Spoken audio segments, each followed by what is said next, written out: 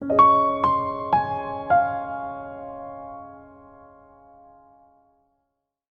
My active viewers, welcome to TC channel తోట cinemas.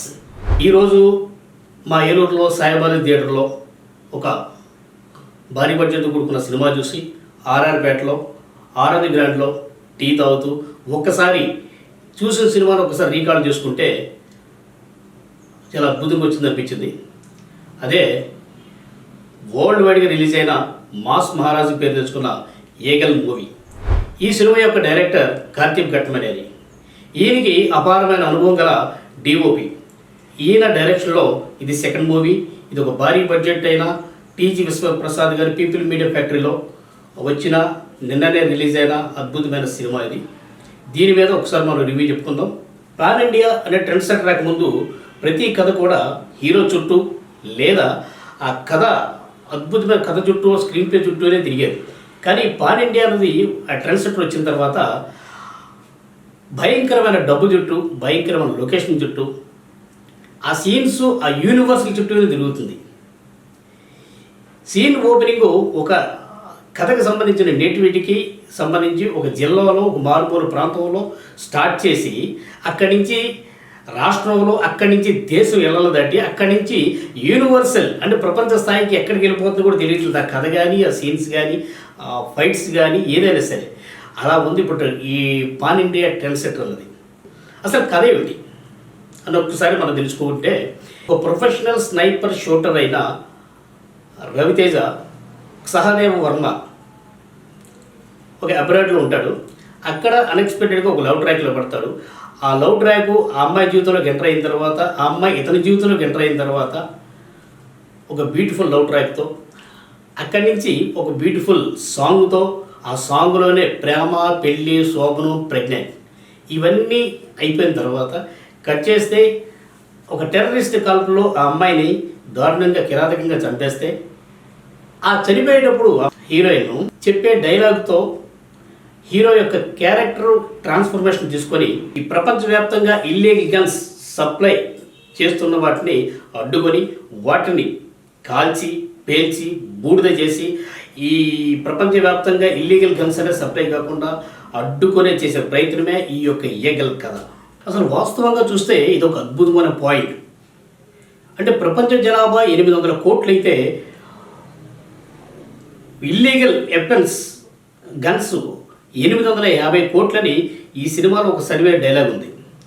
అంటే వాస్తవంగా ఈ ప్రపంచంలో నలుమూలన ఎప్పుడు ఎక్కడ ఎలా చూసినా సరే ఇల్లీగల్ వెపన్స్ ద్వారాగా నరమేధాలు జరుగుతున్నాయి, దేశాల మీద దేశాలు యుద్ధాలు జరుగుతున్నాయి, అరాచకాలు జరుగుతున్నాయి, బాంబులు కాల్పులు జరుగుతున్నాయి. ఈ కాల్పులన్నింటికి కావాల్సిన ఇల్లీగల్ వెపన్స్ అంటే గన్స్ ఎక్కడి సరఫరా అవుతున్నాయి అన్నదే అద్భుతమైన పాయింట్. ఆ పాయింట్ని కట్టడి చేయడానికే ఈ Sahadeva Varma sniper shooter character అద్భుతంగా చేసిన ప్రయత్నం ఇది. మనకి ఈ సోషల్ అవేర్నెస్ సంబంధించిన కథలు గతంలో చాలా సినిమాలు వచ్చినాయి. ఒక అవినీతిపై యుద్ధం చేసిన భారతీయుడు కావచ్చు, ఒక ఠాగూర్ కావచ్చు, ఒక గవర్నమెంట్ హాస్పిటల్స్లో గణేష్ సినిమా కావచ్చు, మద్యపాన నిషేధం మీద రుద్రవేణ కావచ్చు. ఇటు సినిమాలన్నీ కూడాను, ఈ కథలన్నీ కూడాను ప్రతి సామాన్యుడికి కనెక్ట్ అయ్యే విధంగా ఉండేవి. అంటే ప్రతి సామాన్యుడికి ఒక రిలేటబిలిటీగా ఉండేది. కానీ ఈ కథ వచ్చేటప్పటికి సామాన్యుడికి కనెక్ట్ అయ్యే విధంగా లేదు. సామాన్యుడికి ఎందుకు కనెక్ట్ కాలేదంటే, ఈ సినిమా ఫస్ట్ హాఫ్ అంతా కూడాను ఒక హీరో కాంపౌండ్ గేట్, ఒక డేంజర్ బోర్డు అని ఉంటుంది, అది దాటి ఎవరు వెళ్ళకూడదు. ఇది first half concept. Second half concept వచ్చి ఆ గేట్ దాటి వెళితే వచ్చే జరిగే విధ్వంసం, ఆ హీరో యొక్క విశ్వరూపమే ఈ కథది. నక్సలైట్లు లాల్ సలాంలు, జిహాదులు పవిత్ర యుద్ధాలు, ఇంకోవైపు ఇంటర్నేషనల్ రా ఏజెంట్లు ఈ ఏగల కోసం సెర్చింగ్లు, ఇంకోవైపు ఎమ్మెల్యే వైలెన్స్లు సంబంధించి వైలెన్స్ ముఠ, ఇంకొకవైపు మిలిటరీ టెంట్లు, ఇంకోవైపు ఒక బ్యూటిఫుల్ లవ్ ట్రాక్, అందులో ప్రేమ, పెళ్ళి, శోభనం, ప్రెగ్నెంట్. ఆ అమ్మాయి చనిపోయే ముందు తన క్యారెక్టర్, హీరో యొక్క క్యారెక్టర్ ట్రాన్స్ఫర్మేషన్కి ఉపయోగపడే ఒక క్యాటలిస్ట్ క్యారెక్టరే ఇక్కడ వరకు ఈ కథ. అనుపమ పరమేశ్వరంతో సినిమా ఓపెన్ చేశారు. అనుపమ పరమేశ్వరంకి లీడ్ క్యారెక్టర్ చేశారు. ఇందులో కట్ చేస్తే ఈ నాన్ లీనియర్ స్క్రీన్ ప్లే ఫార్మేట్లో ఈ కథకి ఒక పొడ్డోడు, ఒక శ్రీనివాసరెడ్డి అని ఒక స్టార్ కమెడియన్, అవసరాల శ్రీనివాసు, మధుబాల, వీళ్ళందరితో కూడుకున్న ఈ నాన్ లీనియర్ ఫార్మేట్ కథకే కథ నడవడిక జరుగుతుంది. కథకి రైటర్ మణిబాబు కరణం రాత, డైరెక్టర్ కార్తీక్ ఘట్టనేని తీత, రవణ హీరో వారి చేత ఈ సినిమాకి చాలా హైలైట్గా ఉంది.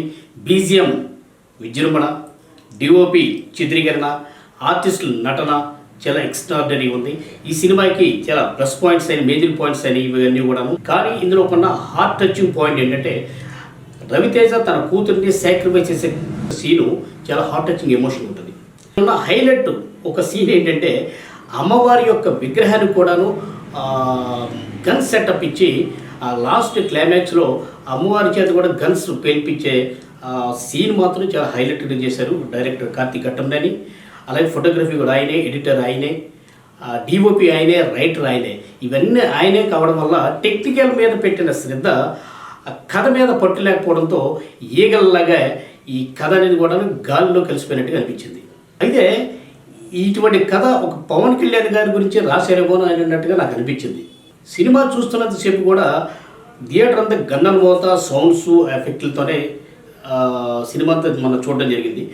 సినిమా టైటిల్ గన్నన్ మోత లేదా గన్స్ సౌండ్స్ అని పెడితే బాగుండేదేమో నాకు అనిపించింది. కానీ థియేటర్లో సినిమా అయిపోయిన తర్వాత బయటకు వచ్చిన తర్వాత నాకు అర్థమైంది ఏంటంటే ఈగల్ అనేది ఒక పర్ఫెక్ట్ యాక్ట్ టైటిల్. దీనికి ఉన్న గుణం ఏంటంటే దూరదృష్టి మరియు దూర ఆలోచన గల పక్షి అని అర్థం. దీనికి ఉన్న గుణం అది. కనుక ఇందులో హీరో క్యారెక్టర్ కూడా భావి తరాల ప్రయోజనాల కోసం ఆ గన్నుల యొక్క విష సంస్కృతిని అక్కడ కట్టడి చేయడం కోసం ఇతను చేసిన ప్రయత్నం ఆ దూరదృష్టి కోసమే ఈ ఈగల్ టైటిల్ అంతా పెట్టారు. భావి తరాల ప్రయోజనాల కోసం ఒక చైల్డ్ క్యారెక్టర్ ఎమోషన్ తీసుకొని దాని చుట్టూ లోకేష్ కనకరాజు గతంలో వచ్చిన ఖైదీ కావచ్చు, విక్రమ్ కావచ్చు, తర్వాత జైలర్ సినిమా కావచ్చు, అదే తరహాలో సైంధవ మూవీ కావచ్చు, ఇప్పుడు ఈగల్ శుక్రవారం రిలీజ్ అయింది ప్రపంచవ్యాప్తంగా. నేను చూశాను, మీరు చూడండి. హిట్టా ఫ్లాపా లేదా యావరేజా అన్నది మా యూట్యూబ్ ఛానల్ తోటా సినిమా ఛానల్లో కింద కామెంట్ బాక్స్లో మీరు కూడా చేస్తూ ఉండాలి. ఈ రోజున ఈగల్ సినిమా మూవీ గురించి తోటా సినిమా ఛానల్ ఇచ్చిన రివ్యూ ఇది నా పర్సనల్ అభిప్రాయం మాత్రమే. మరొక వీడియోతో రేపు మీ ముందుంటాను. Thota cinema channel. బాయ్.